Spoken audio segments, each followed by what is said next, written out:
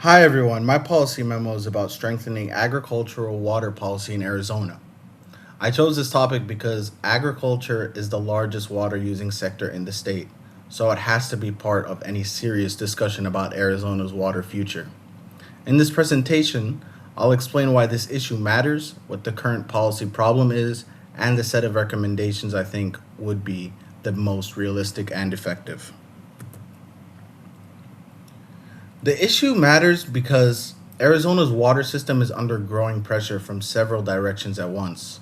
The state is facing drought, climate pressure, groundwater decline, and uncertainty surrounding the Colorado River. On top of that, agriculture uses the most water in Arizona. That does not mean agriculture is the only cause of the state's water challenges, but it does mean that no long-term solution will work unless agricultural water use is part of it. Arizona already has an important water policy framework through the 1980 Groundwater Management Act. The problem is that the strongest protections are concentrated in active management areas or AMAs. As this map shows, those areas cover only certain parts of the state. That means rural agricultural areas often have weaker oversight even when groundwater stress is significant.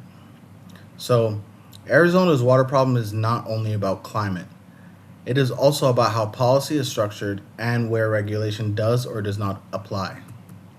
My first recommendation is to expand groundwater oversight beyond the current active management areas, especially in high stress agricultural regions. This image shows why groundwater policy matters. Groundwater is stored in aquifers and recharges over time, but pumping can remove water faster than it is naturally replaced. In areas where agriculture depends heavily on groundwater, weak oversight can lead to long-term depletion. I'm not arguing for the exact same rules everywhere, but I do think Arizona needs a stronger baseline of oversight in places where continued overpumping threatens long-term water security. My second recommendation is to expand irrigation efficiency programs. This is one of the most practical reforms because it builds on efforts that already exist instead of replacing them. Better irrigation technology and more water saving practices can reduce waste while keeping farms productive. That matters politically too, because it gives Arizona a way to conserve water without immediately framing reform as cutting agriculture. In other words, efficiency programs can help the state save water in a way that is both practical and more acceptable to producers.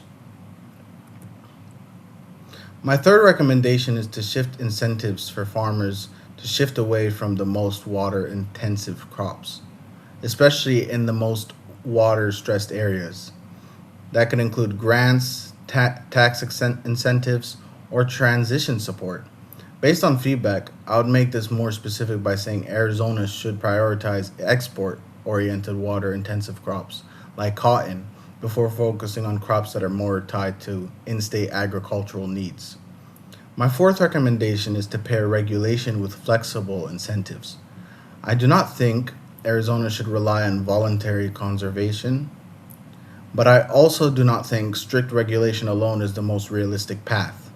A balanced approach gives producers more room to adapt while still moving the state toward better conservation outcomes. I also considered alternatives.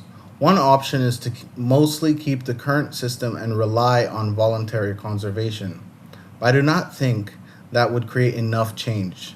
Another option is to impose strict production limits, but that would likely lead to disruptive but that would likely be too disruptive economically and politically. The biggest barriers to my recommendations are political resistance, cost, and the legal complexity of Arizona water policy. Even with those challenges, I think a balanced reform approach is still the best option. Arizona cannot make meaningful progress on water without addressing agricultural water use, and targeted reform in this area would address one of the state's biggest and most manageable sources of pressure.